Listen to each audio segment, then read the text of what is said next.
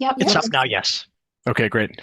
Okay, so first off, thanks for the opportunity to speak here, and thanks to Jim. I think I joined the federal government a little bit after Jim had retired, but we had some colleagues in common. So a little bit of overlap that way. I joined, just by way of background, I joined the federal government in 2017 after a 10-year career in engineering consulting, focusing on water resources engineering and hydrology. Was on the flood mapping team at Natural Resources Canada for a few years, and then came over to public safety to work a little bit more closely with the risk elements of flooding. And since then, we've built up a data science and engineering team within public safety. We're about 10 people, all scientists and engineers, and we focus on quantitative risk assessment.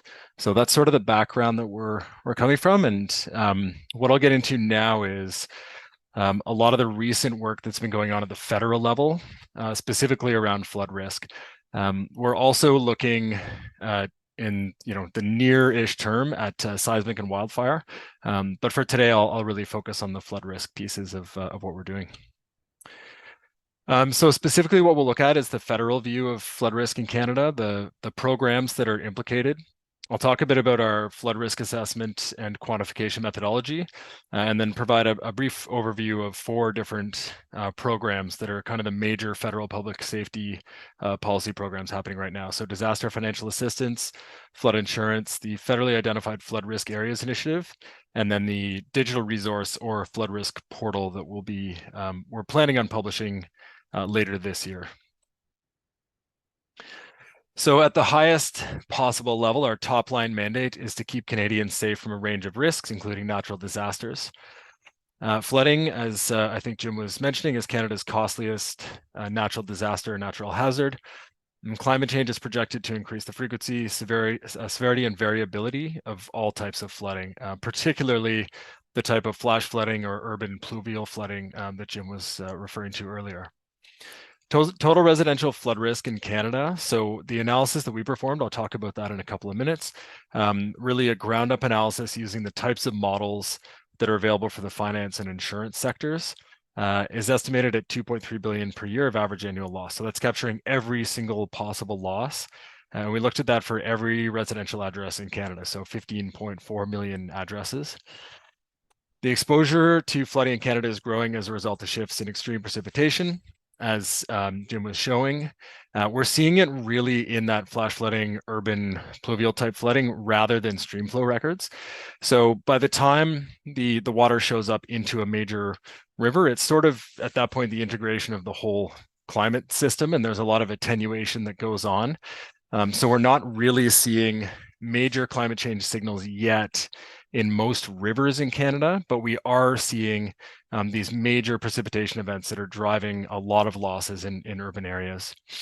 In addition to climate change, increased housing development, infrastructure development, and asset concentration in flood-prone areas is driving a lot of these losses.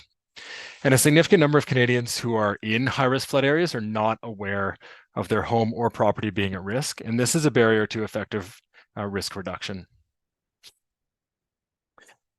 Now, I really try to avoid slides with very small writing, so I do apologize. So I might just focus on kind of the main sort of elements of this.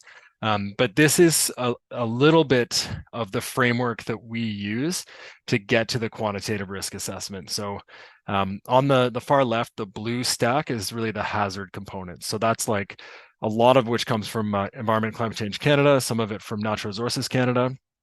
But it's the hydrometric data, the flood frequency data, meteorological, climate, elevation data, dam operations, flood defenses, and climate data from IPCC.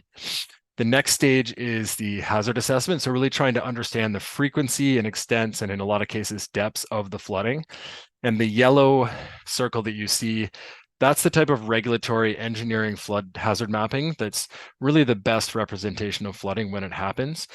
The data resolution feeding into that type of product that you would see for, that conservation authorities or provinces would use for land use planning, that is the highest accuracy, highest precision product out there.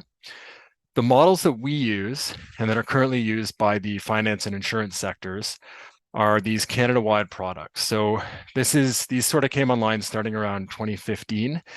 And They have coverage for all of Canada with a whole suite of different return periods, flood extents and depths, coastal, pluvial, and fluvial flooding, with climate change scenarios for some models being able to be built in. Sounds great.